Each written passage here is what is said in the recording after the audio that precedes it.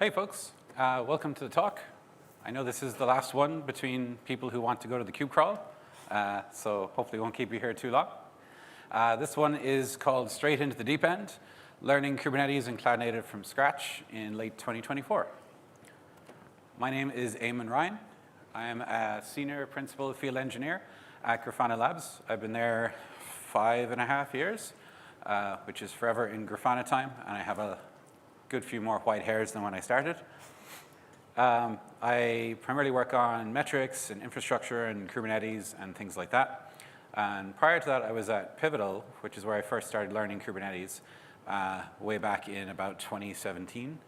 I think it was 2017. It was either that or 2018. It's all fuzzy now. But it was a while ago. So that's how long I've been using Kubernetes. And I'm joined here by my teammate. Hey everyone, good afternoon. My name is Ayah Elshaikh. I've been at Grafana for about 1 year and 3 months now. I'm a senior field engineer. I mainly work on traces and infrastructure as well. Prior to that, I worked as a software engineer for 5 years, mainly working as an embedded software engineer and also in simulations, so very different from observability. But yeah, not nearly as many gray hairs as Éamon, but excited to talk to you guys tonight. So to start with, put up your hand if you learned Kubernetes before 2020. Wow, like 3 hands. And what about after 2020? Wow. Okay. They're more on your side than mine now. They are. Fair enough. So Kubernetes version 1 came out in 21st of July 2015. So over 10 years ago now. It was completely different back then. It was simpler in some ways, but it was also more work because it didn't have a lot of the features that it has now. So simpler can be better, but not always, because there's use cases that you want to cover that it doesn't cover. The latest minor version that's currently out is 1.34, which came out in August of 2025. I know the 1.35 has like some alphas out now, but it's not GA yet. So that's as far as we are in the most recent version of Kubernetes. Yeah, and seeing this and learning that it's already 10 years old made me feel like I'm 10 years too late to learning everything. Like I just started learning back in last August, actually, when I joined Grafana. It's the first time that I had used Kubernetes. I'd heard of it before, but it wasn't something that I used in my day-to-day job. And seeing that it was already 10 years old made me both a little bit excited and nervous to tackle on such a mature application and learn it. So this is just a quick view of the major themes of most of the Kubernetes releases from 1.0 to about 1.28, because I couldn't fit it all in the slide, which I borrowed graciously from Code Cloud. We can see there's so much stuff that's been added in the intervening years, so much useful stuff. But also, that's more things that you have to learn and figure out how they work. Some of the most significant ones that I can see on here are things like the introduction of custom resource definitions, adding policy management, moving to core DNS, all the storage improvements around CSIs and all the things like that. And more recently, we've gotten things like improved metrics, being able to pull things like logs from the pods directly through the Kubernetes API server instead of having to scrape them from the nodes themselves. And for us at Grafana, this actually means we have 2 different things that we have to do. So we have to learn how the new versions work. And then also, because we actually offer like tools and things that relate to running and monitoring Kubernetes, that means we also have to modify our tools to work with these new features. So we have to learn it, and then we have to adjust our stuff for it. So we get double the work in some cases. Yeah, so prior to this, this was the tech stack that I had used. I was using some static code analysis tools, some database management tools. I'd used some programming languages, a repository management tool. But the closest I'd gotten to containerization is Docker, or container orchestration in this case, being Kubernetes, was not something that I had touched. So I felt like I was starting from scratch, really. I had no prior familiarity with it. And so it was a little bit of a rough journey to try to catch up with everybody on the team when I first joined. Does it work? is this not working? I don't know. Yeah, Yeah, cool. So, yeah, when I first started learning, I covered the basics, as I'm sure most of you have, and was like, all right, what is a pod? So it's some number of containers, and then I was like, all right, a node, a machine, that makes sense, got it. A cluster, cool, collection of some of those nodes. And then we got to deployments. And I was like, all right, cool, that's gonna manage all of the pods. And then my namespace, it contains all of my pods and my deployments. And so it didn't feel that bad. I felt like, how hard can it be? No big deal. I think I can handle this. I can go through a few of those tutorials. Within like a month or so, I can be a Kubernetes expert. And that was not the case.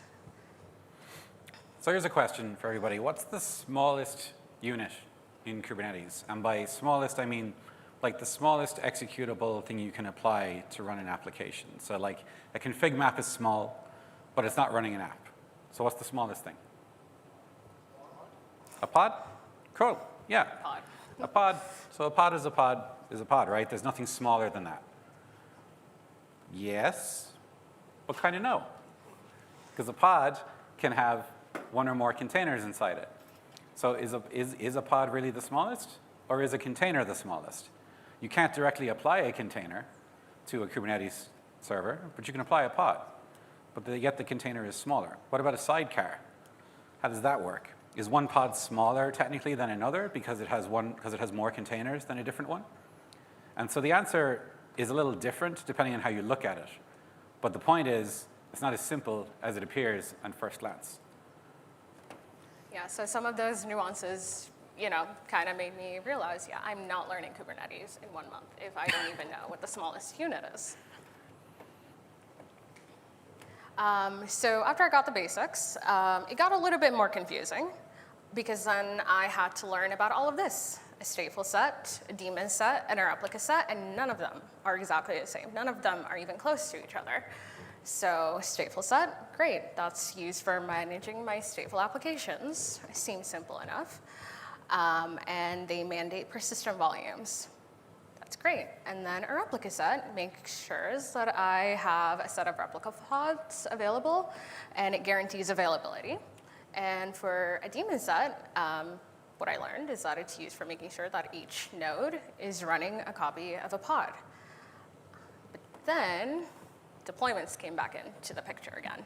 And the simpler definition was not really that simple anymore. So in the beginning, I learned that they're simply used for managing pods. But that definition changed a little bit because then I learned that you can update them, use them to update pods and replica sets, which I learned that replica sets are used for pods, and then everything started kind of blurring into each other, and it just didn't make any sense anymore. And then I got to the difference between a deployment and a stateful set, which sounded similar, except that a deployment doesn't necessarily need a PVC, but it can have one. And so it wasn't as simple as I thought it was. Yeah, and so the only thing you end up learning out of all this is that any of the things that end in set are in no way similar to each other. The only thing they really have in common is they're related to running multiple pods. But that's it. Because even individually, there's a lot of nuance to them. A daemon set, you go, okay, yeah, it runs a pod on every node. Sure it does in the default config, but you can exclude nodes. You can run it on some node pools and not others. You can do fancy things with stateful sets and replica sets. People don't even manage replica sets directly, generally. You manage your deployment, which manages your replica sets. So why do we bother teaching people replica sets at all? It's important in some cases, but not in others. So this brings us onto even more complication. Yeah. So after talking about sets, I thought that was the end of it and that it couldn't get any more complicated than that. And then all of this came about. Learning about Helm charts and operators and service meshes, which had me going down a rabbit hole of learning Istio and Ingress, which just was so different between each and every single cloud provider, between AWS, GCP, and Azure. None of it worked the same. And learning operators, and all of a sudden, those smaller building blocks like nodes and pods I started having to look at them from a bigger picture because operators were a lot more complicated than I thought it was. And at work, in trying to get anything done, he was like, oh, well, just look at the Helm chart. There's a Helm chart for that. Go ahead and deploy it with a Helm chart. And I was Googling, what is Helm? And that's where I realized it was, again, not as simple, and I was a little late to the party. Like, it was so many years and so many different versions and so much knowledge that I had to keep learning every day and just learning about it every day. And some of these things are like kind of optional, and some of them are not. Like nobody says you have to run a service mesh. If your company runs service meshes by default, then yes, you have to, but like you don't have to run a service mesh on Kubernetes. But if you do, you get a lot of features, but you also have a lot more stuff that you have to learn to understand how it works. If you look up what a Helm is, it'll say it's a package manager for Kubernetes. Is there an object called package in Kubernetes? No. There's no kind package, which is a really confusing definition to call it a package manager. It's more like a set of YAML builder for Kubernetes, but it's not called that. So it's confusing for newer people to have it defined that way. If you look at operators are really interesting because they seem like they're simplifying a lot of stuff because now you just have a CRD, custom resource definition, related to the thing you want to manage, and it's like, oh yeah, it'll manage all the bits underneath for you.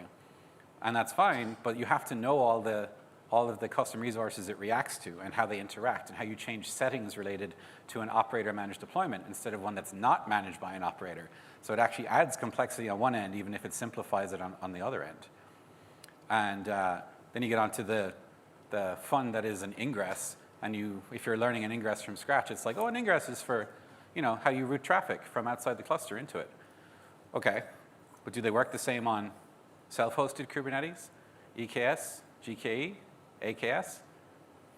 Nope, they're all different. And some of them will, when you create an ingress, it will create other objects.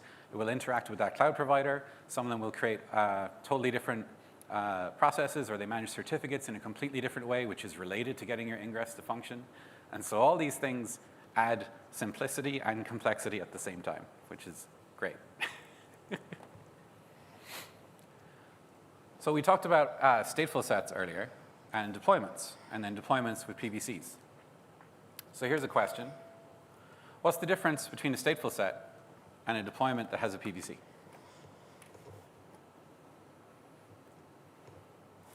Just yell.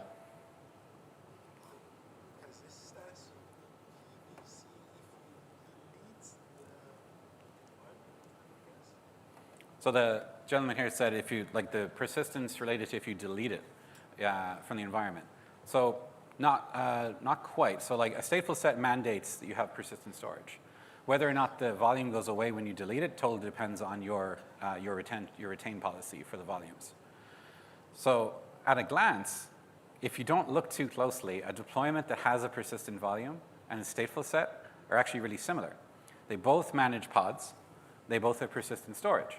So they both technically function as a way to deploy and run and manage a stateful application. So why do we have stateful sets at all then? What's the point? And the big difference here is the identity. In a stateful set, the pods maintain their identity. So instead of being called mypod-A7B125, it'll be called mypod-0 and mypod-1. And those don't change. As you scale it, you'll get 1, 2, 3, 4, 5, 6. And the pods keep those host names. And they also get deployed in order. So when you roll the stateful set and you update it, it will do 0, 1, 2, 3, 4.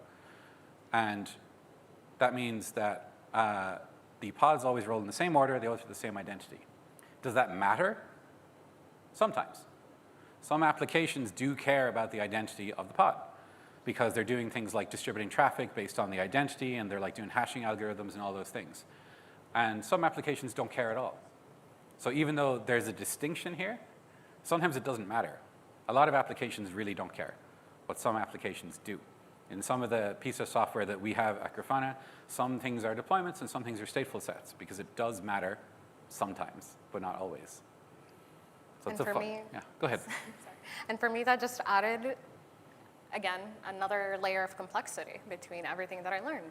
Learning the basic definitions made sense, but then in application, I found out that there's a lot of loopholes and a lot of different things that you can do and you're allowed to do with Kubernetes. Sometimes it's not the best practice, but it does add so much more complexity than when I first imagined. And one of my biggest annoyances when learning Kubernetes was that everyone assumes that you already know the basics. So in trying to get anything done, I wasn't trying to just learn how to set up a pod. I was trying to, catch up to my teammates and contribute to applications that are being ran and managed in Kubernetes. And I had very specific questions that I was asking.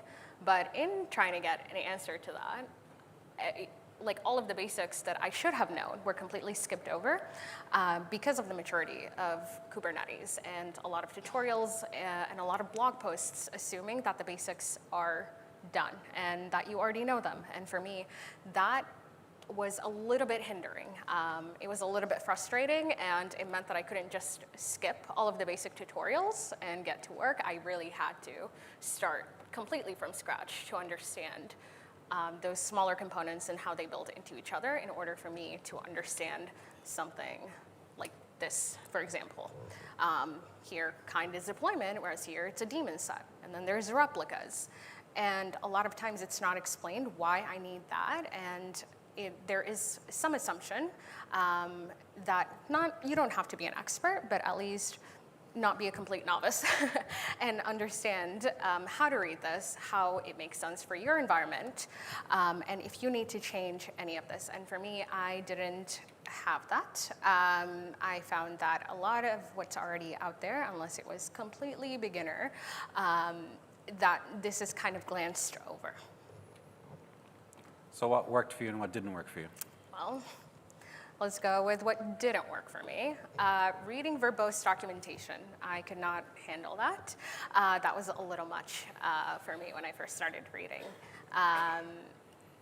Including the Kubernetes documentation itself, sometimes it was a little bit clunky and difficult to read and difficult to apply. Watching tutorial videos didn't really work for me because I wanted it to be a little bit faster, and sitting through hours of just watching videos on how to get started was not sufficient, and it didn't help in me getting caught up with my teammates. And I thought I could just read a manifest file and understand it right away, and that did not work for me at all. If anything, that just confused me a little bit more. Don't get me wrong, the videos are great, the tutorials are great at a high level, and if you have the time and you have the patience for that, I just wanted a shortcut, and I was not getting it with that. These are some definitions that I found from some of the documentation when I was first trying to get through this. And in theory, sure, yeah, I can do that, but that didn't really make sense to me a lot of the times. I wanted more definitions, more explanations. For example, a daemon set defines pods that provide node local facilities. Sure, but tell me more, a little bit. And so what did work for me, using K9s was super simple. I didn't have to learn any of the commands. I didn't have to memorize all of the different keep control commands. I could just play around with it, press some buttons, start investigating what's happening in my infrastructure. I don't need the commands, and you need to know those. Yes. Playing in our dev environments helped a little bit more because I wasn't just doing like a hello world application running on a pod and trying to learn that. I actually had useful data coming in that I can investigate. Pods that are actually running, some that were failing, some logs that I can look into, some events that I can explore. That provided me the ability to actually look at an environment that replicated our production environments. And so it was nice and easy, and it made sense because I would be doing the same thing in our production environments at some point. So that was great. Using Code Cloud, I'm sure most of you here have probably done some of those tutorials. I wouldn't say it's the only thing that helped, but it did contribute to me learning Kubernetes. I liked watching, a short little video and then immediately doing something. I'm very hands-on, and just like I mentioned earlier, watching long videos and trying to learn didn't work. But watching a short video and then immediately trying to implement the concept that I just learned, that went a long way. Do you have anything to add? I can tell you we have 10 minutes. Okay, sorry. Sorry, so this is how I felt at the beginning when I first started learning Kubernetes. I felt overwhelmed. There was just so much documentation. There are benefits and drawbacks to being 10 years too late. There is so much documentation out there, and knowing where to start, and just, it was a lot. It felt overwhelming. I had to learn so much. I felt like I was so late. Like Éamon here has been using Kubernetes since 2017, and I was using it in 2024, learning how to do something, and I felt behind. I felt behind my team. And I felt like I'm never going to learn this because everything just kept building up on one another, and everything just kept getting more and more complicated. But then there are benefits to learning it at its maturity. I guess one of the things that I mentioned as a drawback can also be a benefit, which is there's ample documentation. There is an answer to everything that you can possibly do. Any error that you can find, somebody's had it before, somebody's experienced it before. And there are so many tutorials, whether they're videos, whether they are hands-on tutorials. This is something that I really appreciate. And there is such an active community. There are conferences like this where everybody, is a user of Kubernetes and somebody who appreciaes it. But overall, there is just so much community support that you can find an answer to everything that you need. So, whoop, I went too far. So if you were starting down this path today and you were trying to learn Kubernetes and you're trying to get certified, says the person whose certifications are all expired, I do need to fix that. A lot of these, these are links, but you can look these up. These are mostly all on CodeCloud. This is what I call the most expedient path to each of the certifications. It doesn't necessarily mean that's the exact right path for everyone. So if you're starting from nothing, the 4 beginners course is perfect, and then the 2 basic certs. The basic certifications are newer. They didn't exist when I was first doing my Kubernetes certs. By the time I did those, there was the CCAD and the CKA. CKS was added later, and then the KCNA and KCSA were added later. So I've never done the intro ones. But the stuff on CodeCloud prepares you really well for it. So there's a course for the basic part, or for the main part of the prepping for that cert. Then there are practice labs inside of each of those courses, and then there are mock exams as a separate entry in CodeCloud, but they're really good mock exams. If you do those, and then you do the official simulator exams, which are the ones on killer.sh that you get entitled to do takings of if you've paid for your certification attempt, those are fantastic because they're actually harder than the certification exams by design. So certification exams have a mix of long and short questions. The official simulator is all long questions. So if you go through the CodeCloud stuff and you do all the mock exams and you do fine, and you do the killer.sh official practice exams and you do fine, you're going to pass the certification because you've already done something that was harder than it. And if you find you have gaps because you came from a different background, maybe you never learned Docker before you'd heard of Kubernetes or something like that, there's a bunch of stuff on there specifically for that. If you need to backtrack a little and go learn the thing that you have a gap on, it's all up there as well. So this is just the most expedient way. You don't have to do it this way, and you can take your time and do it, but I can say all the content there is really, really good, and if you do it that way, you will pass all the things that you need to pass. Anything you want to add there? Cool. That brings us to the end here. If you have questions, we can do some here, or if you want to ask after. If there's anybody who wants to ask a question right now, I was told to say you should use this microphone here in the middle of the room. Going once. Going twice. Okay, we'll leave this up here. Thank you very much, folks.